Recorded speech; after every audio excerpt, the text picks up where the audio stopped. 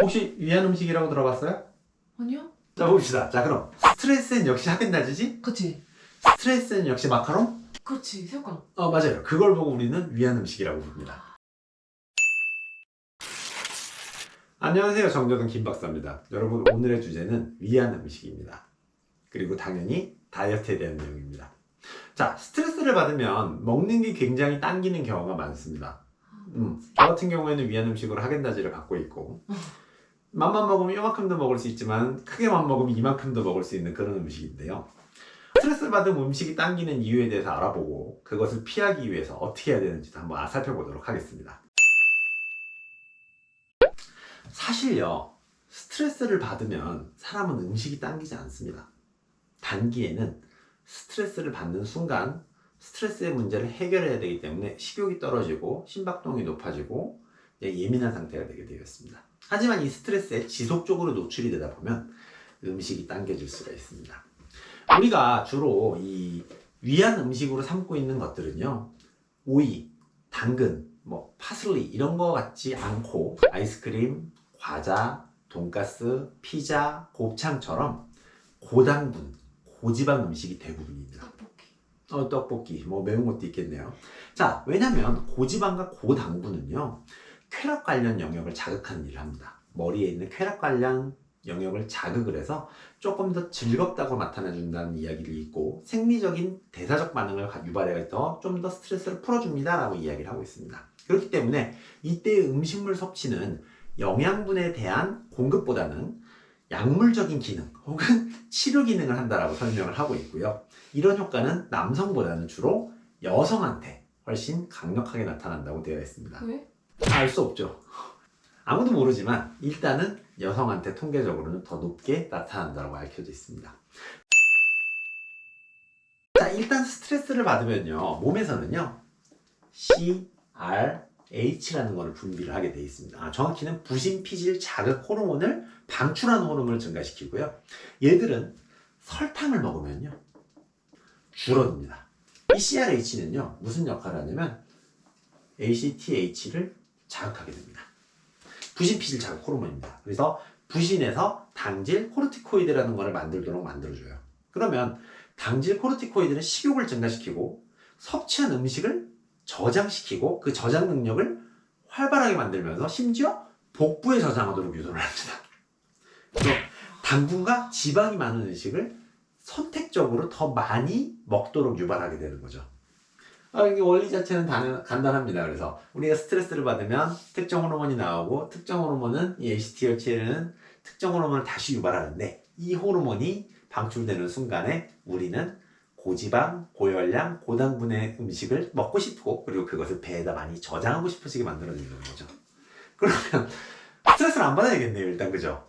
일단 안 받아야 된다는 얘기입니다. 자, 그러면 실질적으로 음식을 먹음으로써 이게 방출되는 건 줄어드는 건 맞지만 이걸 계속 먹으면 어떻게 되겠어요? 살이 찌게 되겠죠. 그래서 우리는 적극적으로 스트레스를 푸는 음식들을 찾아서 먹어야 됩니다. 자, 그러면 우리는 스트레스를 받았으니까 그냥 먹어야 될까요? 그러면 안 되겠지. 먹을까요? 일단 그냥 덮어놓고? 아니겠죠. 자, 위안 음식이라고 불렀던 것들은 뭐라 그랬어요? 고당분, 당분. 고지방이라고 했는데 이걸 먹으면 안 될 거 아닙니까? 실질적으로 위안을 줄 수 있는 음식을 찾아야 되지 않겠어요? 대표적으로 뭐가 있냐면요, 초콜릿, 코코아, 연어, 아이스크림, 견과류, 매운 음식, 브로콜리, 그리고 통밀빵, 블루베리 이런 것들이 스트레스를 풀어주는데 실제로 효과가 있대요. 자, 근데 이게 사실 찾아보면요, 음식 성분 중에 다 스트레스를 푸는 성분들이 들어있어요. 그거 그냥 먹으면 되네. 그걸 먹으면 되는데 어떻게 해야겠어요? 많이 먹지 않아야 되는 거예요. 자, 블루베리 많이 먹으면 살 쪄요, 안 쪄요? 치지. 아이스크림 많이 먹으면 쪄요. 치지. 브로콜리 많이 먹으면 쪄요. 코끼리도 풀만 먹어요. 그런 것처럼 아무리 이게 스트레스를 줄여주는 효과가 있는 음식이라고 한들 많이 드시는 순간부터 어떻게 돼요? 다 도루묵은 게 아무 의미가 없어요. 우리 많이 먹어버렸으니까. 또 하나, 위안 음식에서 재밌는 이야기 한 가지 있습니다. 남자들의 경우는 위안 음식을 찾는 비율이 좀 떨어진다고 했지 않습니까? 남자들은 위안 음식을 뭐에서 얻냐면요, 대부분은 자연식 그리고 집밥, 뭐예요? 여자의 손이 많이 가는 음식들에 대해서 굉장히 위안 음식을 삼는다고 합니다. 뭔지 모르겠지만 몇천 년 동안 자기가 밥을 안 해먹은 그 기억으로 나의 노력 없이 먹는 것들을 먹고 스트레스를 풀린다는 거죠. 좀 사회 구조적인 문제네 그러면. 사회 구조적인 문제가 있을 수 있죠. 여자들을 위한 음식은 여자들을 위한 음식은 그렇기 때문에 내 손이 안 가는 것들에 주로 가 있습니다. 자기들 손이 적게 가는 간식들 뭐 있어요? 과자, 아이스크림, 패스트푸드처럼 내가 만들지 않고 그냥 사서 먹기만 하면 되는 거에 대해서 위한 음식 삼는 경향성이 있습니다.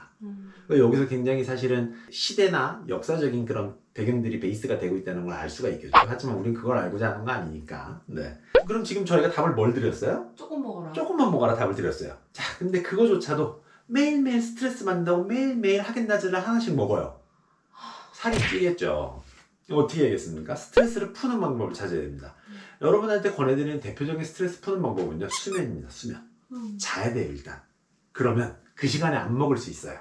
그리고 실제로 스트레스가 풀려요. 그리고 체력도 좋아져요. 체력이 좋아지면 뭐가 줄어들어요? 짜증이 줄어들어요. 짜증이 줄어들면 뭐가 줄어요? 스트레스가 줄겠죠. 그렇기 때문에 수면을 1순위로 추천을 드리고요. 두 번째는 뭐냐면 운동 추천합니다.